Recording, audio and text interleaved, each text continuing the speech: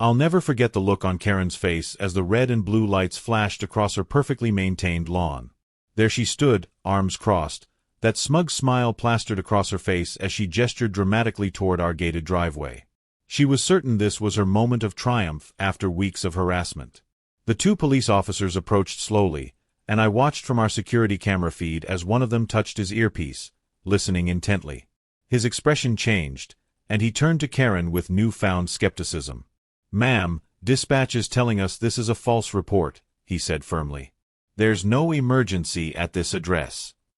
Karen's jaw dropped. "That's impossible. I heard screaming." "There's something suspicious happening in there," she insisted, her voice rising to that familiar shrill pitch I'd come to dread. What Karen didn't know, what she couldn't have possibly known, was that the 911 dispatcher who took her call was my wife, Elaine. And Elaine had recognized Karen's voice immediately. My wife and I had moved into our dream home just 3 months ago. It was a beautiful property on the edge of the Oakwood Estates neighborhood, technically outside the Homeowners Association boundaries, but close enough that we shared the same street entrance. The previous owners had made that very clear to us. Our property was private, not subject to HOA rules. We had the documentation to prove it. But that hadn't stopped Karen Wilkins, the self-appointed HOA president, from making our lives increasingly difficult. It started innocently enough. A knock on the door just a week after we moved in. There stood Karen, clipboard in hand, fake smile firmly in place. "Welcome to the neighborhood," she said sweetly, though her eyes were already scanning our property for violations. "I just wanted to let you know that your mailbox doesn't meet our community standards. You'll need to replace it within 7 days." I remember smiling politely as I explained that our property wasn't part of the HOA. I even offered to show her the documentation, but she waved it away dismissively. "That's a common misconception," she said with a condescending laugh. "All homes in this visual corridor are subject to our aesthetic guidelines. I'll leave you this copy of our rulebook." She thrust a 3-ring binder into my hands before I could object.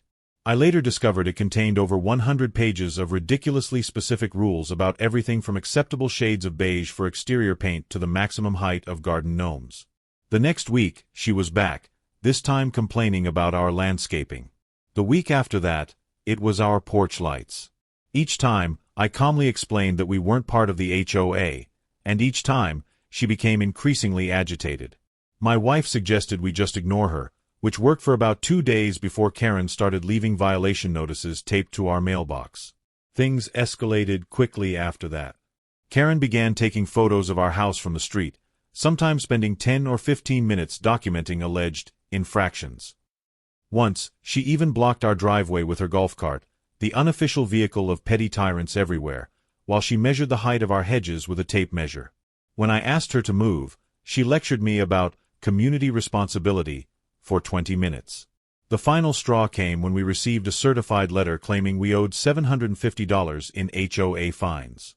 That's when I decided enough was enough and installed a security gate at the end of our driveway. It wasn't particularly imposing, just a simple wrought iron design with a keypad entry system and intercom, but it sent a clear message: our property was private. Karen was furious. She left voicemails demanding the gate code for emergency access purposes. She cited non-existent community codes about right of inspection and threatened legal action. I saved every message, every note, and every piece of documentation of her increasingly erratic behavior. My wife, who works as an emergency dispatcher, suggested we might need a restraining order if things continued. Then came the morning that changed everything. I was working from home when our gate buzzer began ringing repeatedly. On the security camera, I could see Karen standing there, finger jammed against the button, her face a mask of determination. I reluctantly answered the intercom. "You need to open this gate immediately," she demanded without preamble. "I've received a complaint about your property and need to conduct an inspection." "Karen," I said as calmly as possible, "you know we're not part of the HOA. You have no authority to inspect our property. Please stop harassing us." Her face contorted with anger. "Don't you dare tell me what my authority is. I've been president of this association for 7 years. Open this gate now, or there will be consequences." I sighed. Karen, I'm working. Please leave our property, or I'll have to report you for harassment. You'll regret this, she hissed before storming back to her golf cart. I thought that would be the end of it for the day. I was wrong. About 20 minutes later, the security system alerted me to movement at the gate. When I checked the camera, I saw Karen on her phone, gesturing wildly toward our house. I turned up the volume just in time to hear her say, "Yes, I need police immediately." I heard screaming from inside the house, and now they won't open the gate. I think someone might be hurt. The address is 4287 Oakwood Drive. My blood ran cold. She was calling 911 and making a false report. I immediately called my wife at work, but she didn't answer. She was on duty and often couldn't take personal calls. All I could do was wait anxiously as Karen paced in front of our gate, occasionally glaring triumphantly at the camera. What I didn't know then was that my wife, Elaine, had been the one to answer Karen's 911 call. Elaine had recognized Karen's voice immediately from the numerous times the woman had come to our door. More importantly, she recognized our address and knew there was no emergency. Following protocol, Elaine couldn't simply dismiss the call, but she could flag it as potentially false while dispatching officers for a welfare check rather than an emergency response. She also made sure to note in the dispatch that the caller was a known harasser of the residents. Within 10 minutes, a police cruiser pulled up to our gate. Karen immediately rushed over to the officers, pointing dramatically at our house. I decided to meet them at the gate, punching in the code to let myself out while leaving the gate closed behind me. "Officers, I'm the homeowner," I said, holding up my ID. "There's no emergency here. This woman has been harassing us for months because we won't submit to HOA rules that don't apply to our property." One of the officers nodded, then touched his earpiece again. His expression changed as he listened to something, or someone, on the other end of the line. "Sir, is your wife Elaine Miller?" he asked. I nodded, confused. "She's on dispatch right now and has provided some context about this situation," he explained. Then he turned to Karen, whose smug expression was beginning to falter. "Ma'am, did you call 911 reporting screams and a possible emergency at this address?" "Yes. And they wouldn't open the gate," Karen insisted, her voice shrill. "There could be someone hurt in there." The officer's face hardened. "Ma'am, the dispatcher who took your call is this gentleman's wife.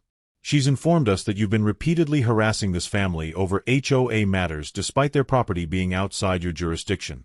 She also confirms there was no emergency when you called."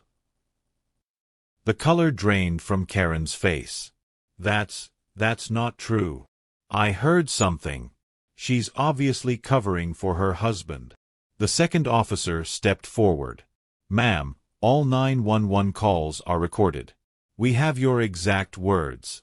You claim to hear screaming, but dispatch has noted that you've made similar claims about other residents who've opposed you in the past." By this point, several neighbors had gathered on the street, watching the drama unfold. Karen's eyes darted nervously between them and the officers. For once, she seemed at a loss for words. "Karen Wilkins," the first officer said formally, "you're being placed under arrest for filing a false police report and misuse of emergency services. These are serious charges." As he read her rights, Karen's face cycled through disbelief, outrage, and finally, fear. "This is ridiculous. I'm the president of the Homeowners Association. You can't arrest me for looking out for the neighborhood." But they could, and they did. As they gently guided her toward the patrol car, Karen looked back at me with pure venom in her eyes. "This isn't over," she spat. "Actually, Karen," I replied calmly, "I think it is." The gathered neighbors watched in stunned silence as Karen was placed in the back of the police car. One of them, an older gentleman, slowly approached me.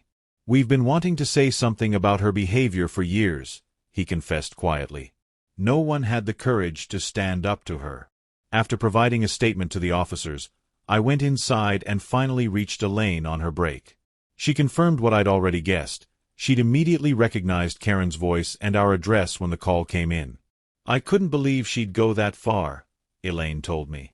"But I made sure everything was recorded properly. Her false report is all documented."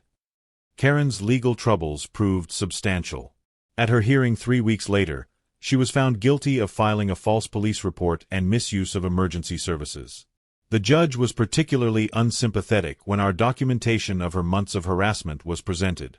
She received a $5,000 fine, 1 year of probation, and was ordered to complete 200 hours of community service. The cherry on top was the restraining order preventing her from coming within 100 feet of our property or contacting us in any way. The most satisfying consequence, however, came from within the HOA itself. An emergency meeting was called, and Karen was unanimously voted out of her position as president. Apparently, we weren't the only ones she'd been terrorizing.